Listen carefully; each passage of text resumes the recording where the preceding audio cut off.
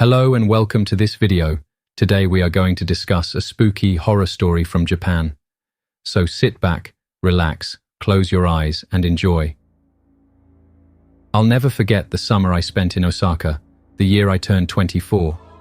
Freshly graduated and eager to soak up the vibrant culture of Japan, I took a job as an assistant English teacher in a quiet neighborhood just outside the city center. It was a charming place, full of narrow streets lined with cherry trees and paper lanterns that glowed at night. Everything felt magical at first, like stepping into a dream. That feeling began to waver the day I found the envelope. It was lying on my apartment's doorstep one evening after I returned from work. A small, crimson-red envelope, its edges crisp as if freshly cut. There was no address, no stamp, just my name scrawled on the front in black ink. The handwriting was precise, almost obsessively neat and unfamiliar. I opened it cautiously, expecting perhaps a misplaced letter from a student or a local shopkeeper. Inside was a folded note with a single sentence written in the same meticulous hand. "Do not take the job at the ryokan." The message made no sense. I hadn't applied for any job. My contract was fixed, my position was stable. Was it a prank? A misunderstanding?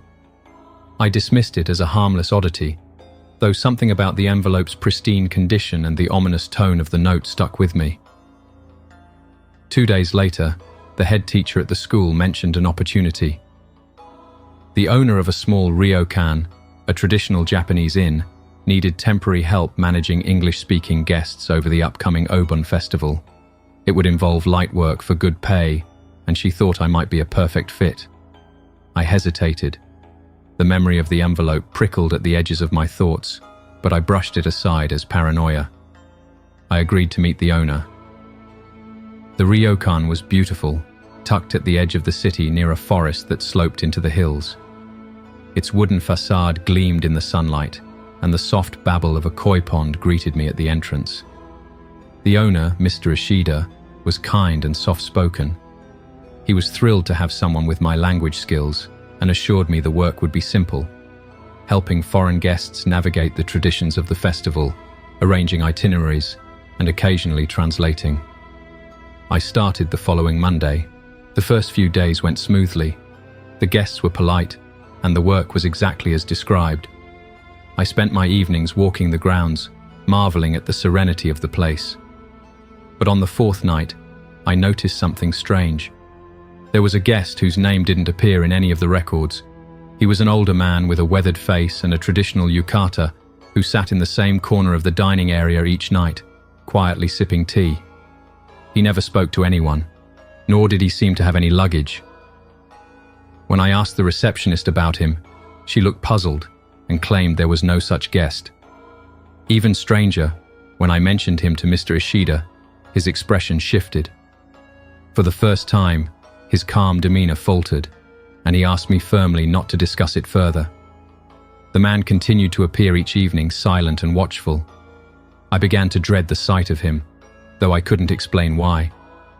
One night, as I was tidying up the reception area after hours, I heard footsteps coming from the hallway. It was late, and most of the guests were asleep. The sound was deliberate, measured. I turned, half expecting to see the old man, but the hallway was empty. Then I noticed it, a red envelope identical to the first lying on the floor. This one bore no name.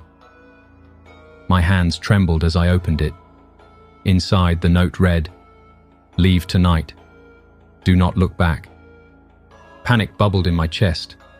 I rushed to Mr. Ishida's office, clutching the envelope, but the door was locked and the lights inside were off. The ryokan felt suffocatingly quiet.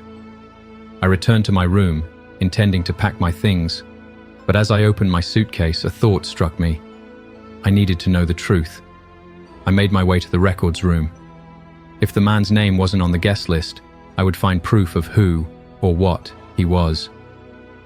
The records room was dimly lit, its walls lined with shelves of old logbooks and files.